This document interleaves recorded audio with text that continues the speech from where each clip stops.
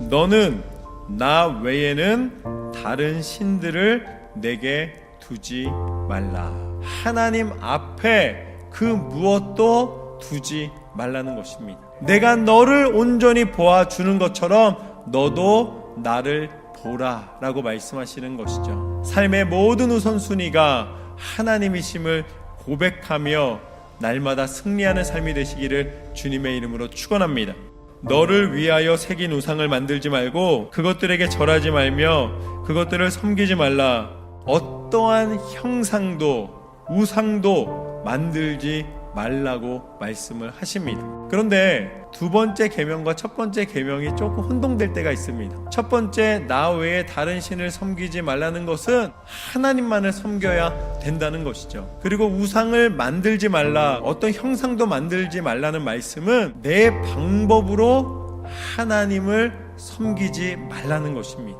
하나님은 내 기준과 내 생각에 머무시는 하나님이 아니시라 하나님의 뜻과 하나님의 섭리 가운데 우리를 인도하여 주시는 하나님이십니다. 내가 만든 하나님이 아니라 나를 만드신 하나님 앞에 우리는 순종해야 될 줄로 믿습니다. 세 번째 계명은 너는 내 하나님 여호와의 이름을 망령되게 부르지 말라. 여기서 망령되게 부른다는 것의 원 의미는 이 가볍게 공허하게 부른다는 것입니다. 하나님의 이름을 망령되게 일컫지 않는다는 것의 그 이면에는 하나님의 이름을 거룩히 드러낸다는 것입니다. 만약에 세상 사람들과 똑같이 거짓을 행하고 무언가 불법을 행한다면 그러면 사람들이 분명히 이렇게 말할 것입니다.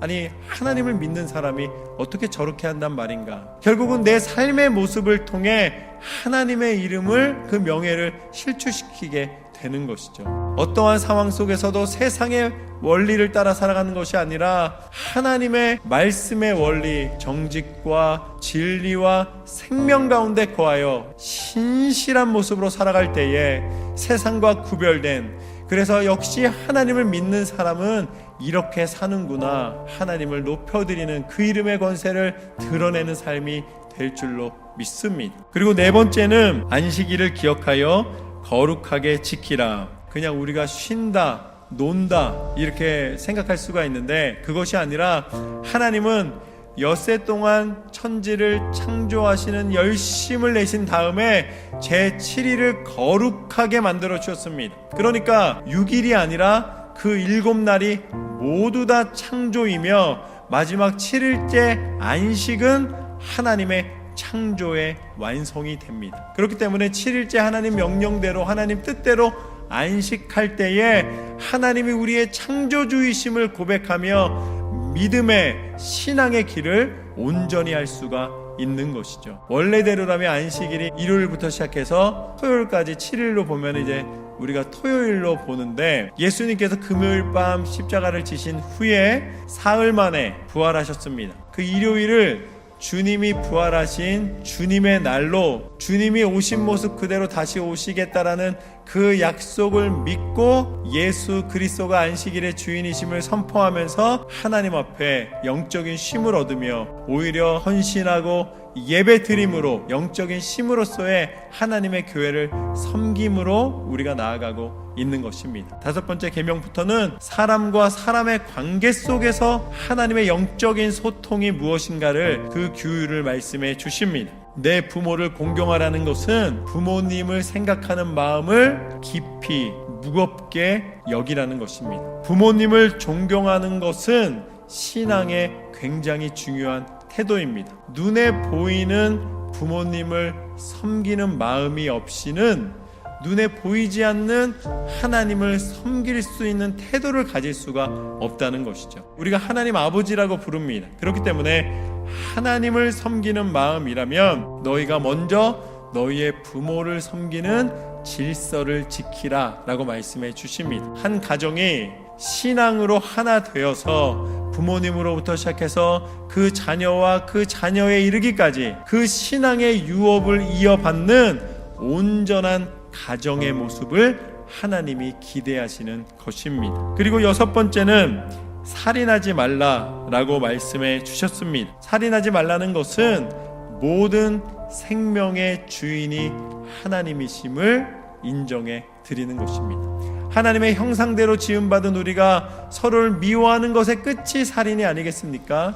그러니까 서로를 미워하되 서로 다시 한번 돌아보고 용서할 수 있는 마음이 있어야 된다는 것이죠. 하나님은 서로를 존중함으로 생명의 소중함을, 그 생명의 주관자이신 하나님의 은혜를 온전히 고백하기를 원하십니다. 7번째는 간음하지 말라. 결국은 그 가정 안에 음란함으로 말미암아 그 가정이 깨지는 것을 하나님께서는 경계하시고 막으시고 그것을 하지 말라라고 분명히 말씀해 주십니다. 예수님께서는 마태복음 5장 28절 말씀에 보면은 그 마음을 품은 것만으로도 죄다라고 말씀해 주셨습니다. 하나님께서는 우리의 마음이 정결함으로 나오기를 원하십니다.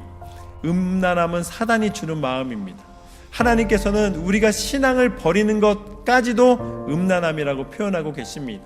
우리가 온전히 마음을 지켜서 가정을 지켜내지 못하면은 결국은 하나님 안에 내 믿음을 지켜내는 것도 쉽지 않다라는 것이죠. 하나님 앞에 정결한 마음으로 살아가는 것처럼 우리가 부부됨을, 가족됨을 정결함과 성실함과 신실함으로 지켜나가는 것, 하나님이 가정을 세우신 이유이며 그 가정을 지키시기 원하시는 뜻입니다. 8번째는 15절 말씀에 보면 도둑질하지 말라라고 말씀해 주셨습니다. 우리가 도둑질을 왜 합니까?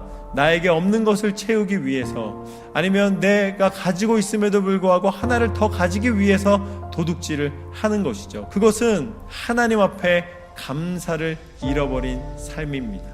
공급하시는 분이 하나님이심을 인정해드리는 믿음을 저버리는 삶입니다. 우리가 하나님이 주시는 작은 것 하나부터 하나님이 필요를 따라 채우신다는 것을 믿고 신실함과 성실함으로 살아간다면 남의 것을 탐하거나 남의 것을 도둑질하지 않게 되는 것이죠. 그리고 9번째는 무엇이냐면 내 이웃에 대하여 거짓 증거하지 말라. 공의와 정의와 이 양심을 지켜라 라고 말씀하시는 것이죠. 세상은 조금 속이고 좀 거짓말을 하면서 자기의 유익을 쫓고 남들이 모른다면 그런 욕심을 채우는 일을 서슴지 않는다면 하나님은 당신의 백성이 빛과 소금이 되어 세상과 구별되어 정의와 공의를 위하여 하나님을 바라보며 하나님의 뜻대로 정직한 삶을 살아가기를 원하십니다. 교회는 투명한 유리 그릇과 같습니다. 그래서 그 안에서 벌어지는 모든 일들이 어느 순간인간 다 드러나게 됩니다. 우리 안에 선한 일, 하나님 말씀대로 순종하여 참된 예배자로서 하나님을 높여드릴 때에 하나님은 정직과 성실로 나아가는 당신의 백성을 기뻐하시는 줄로 믿습니다. 마지막으로 내 이웃의 것을 탐하지 말라고 그러셨습니다. 우리가 내 것을 채우려는 것에 급급해서 결국은 마음이 죄로 굳어진 상태를 탐심이라고 부르는 것이죠. 정당하지 않은 것도 내 것으로 만들겠다라는 죄의지입니다. 죄된 굳어진 마음이라는 것이죠. 하나님은 이 모든 10가지의 법을 정해주시고 그런 모든 하나님의 말씀으로 우리에게 법을 주신 이유는 우리가 그 법대로 행하여 범죄를 피하기 위함이다 라고 말씀해 주십니다. 그런데 사람이 아무리 지키려 해도 부지부식간에, 그러니까 내가 모르는 사이에 죄를 지을 때도 있고 또 연약하여 넘어져서 욕심을 내고 일부러 그 죄를 저지르는 경우도 상당합니다.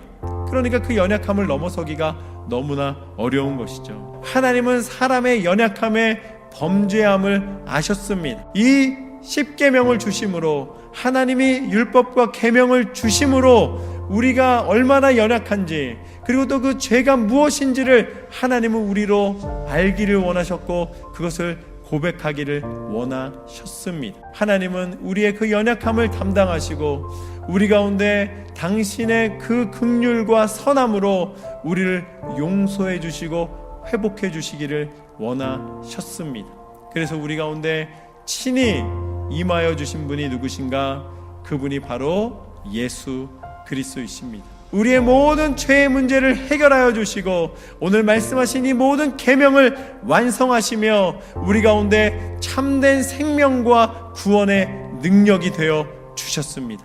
그 능력이 바로 예수 그리스도의 십자가의 은혜입니다. 나는 연약하나 하나님은 강하시고 나는 부족하나 예수 그리스도의 이름을 의지하여 그리스도인다운 삶을 살아가게 하여 주시는 줄로 믿습니다. 오늘 계명에 나와 있는 모든 말씀을 예수 그리스도의 이름을 의지하여 날마다 지키며 따르며 순종하며 승리하시는 저와 여러분의 삶이 되시기를 주님의 이름으로 축원합니다.